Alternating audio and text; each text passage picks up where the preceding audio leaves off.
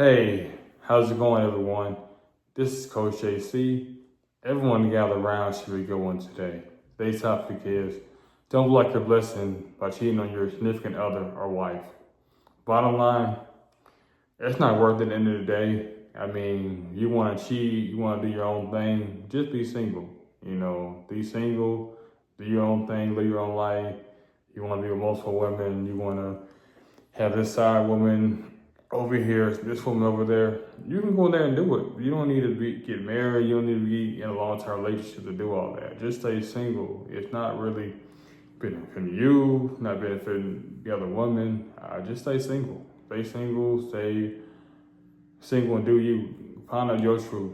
Find out your calling. If that's your calling that you want to do, want to go out there and mess around with multiple women, go for it. Ain't nobody here to judge. I can't judge you. Do what you're gonna do, but don't sit there and be married or be significant other doing stupid stuff like hiding stuff from your phone or taking stuff down from social media or talking to this woman on the side. It's just not worth it. It's just too much energy. It's an energy drain. When you're in a committed relationship, you're in a marriage, to be go behind your partner's back and to be manipulative, be deceitful. Like, just don't even do all that. Don't even play those types of games, because you don't know what God has in store for you when you're out there playing the field. I mean, I have this ring on. Like I said, I've been married for almost 5 years. I've been faithfully committed to her, mentally, emotionally, spiritually. And I'm at a place, I'm at peace. Everything is lined up the way I envisioned it. There's days that like I said, we argue, we fuss. At the end of the day, we go to job, we go to the word, and we just pray about a lot of situations. Pray for healing, pray for health, stability, and understanding that life is not going to be a joyride every day. We've been through ups and downs, we've been through, like I said, multiple funerals. We've had our ups and downs. At the end of the day, we understand we sinners, but we understand that we're always gonna put God first. He's gonna lead us to whatever we're trying to do. And that's where you gotta be, and if you don't have God in this situation, then your marriage or your relationship is gonna go down the drain, because you don't have that foundation. Who are y'all submitting yourselves to? It's okay to submit to one another, but ultimately everybody got to submit to the head. So like I said, you out there cheating, don't go out there and cheat. Find ways that y'all can love each other, get along with one another. If you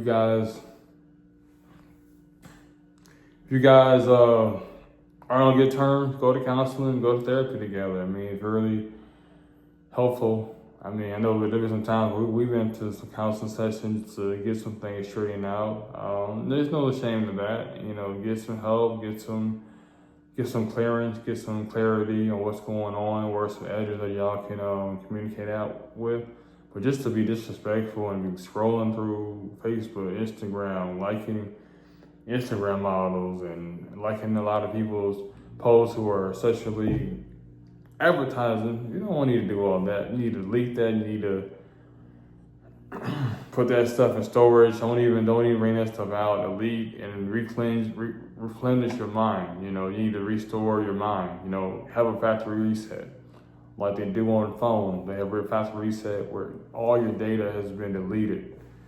You have to have that with your whole mindset. When you meet this person, hey, pictures of your exes, pictures of girls you used to hang with, you used to sleep with, you used to just be buddy with. All that stuff gotta go when you're walking into marriage, when you're walking into a long-term relationship. You can't be doing the same stuff. When you're single, that's different. You're single, it's different. There's none of that pressure.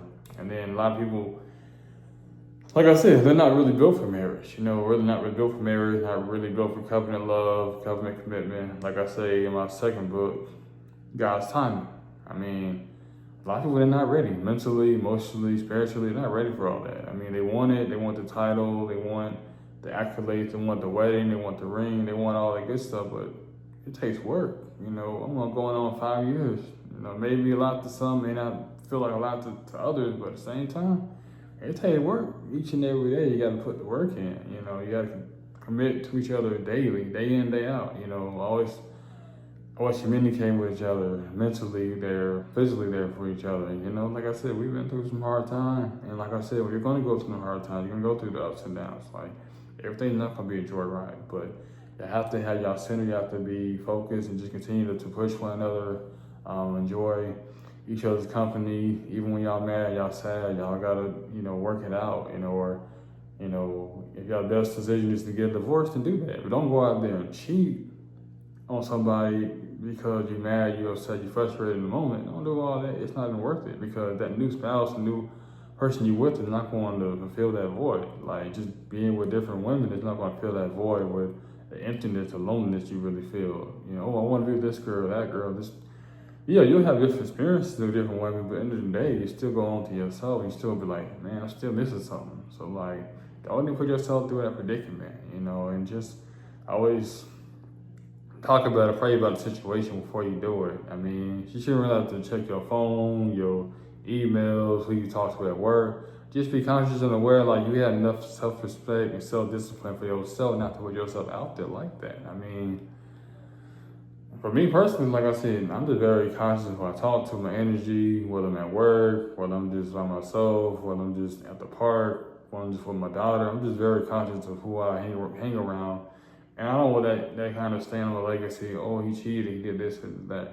Now, again, a relationship, it might be different. But once y'all settled in, y'all get married, and y'all, say y'all vows to one another, that's it. All the other stuff I'm trying to be with this, oh, they gotta go. Oh, they talk, or I'm trying to still find myself still trying to be with this person, that person. Oh, that's gotta cease immediately. Because once you made that vow to God, that's it. Unless y'all in death do y'all part. Unless y'all, sick, unless y'all, each one of y'all dies or whatever, then, that's it. That's how it really should be. If it's real covenant love. Now, if it's just for money, just for status or anything like that, then yeah, it might just be temporarily, But at the same time, like I said, do the right thing. Like I said, always have honor and integrity. You're not feeling her, she's not feeling you. Okay, you want to walk away, do it peacefully, go to the courts, or if y'all in a relationship, just break up. Y'all don't have any kids together. If y'all do have kids, hey, just be there for your family. Never be under your responsibilities. Like I say in my third book, Fatherhood, the only hood a man should claim. Don't be under your responsibility just because y'all may break up or y'all split.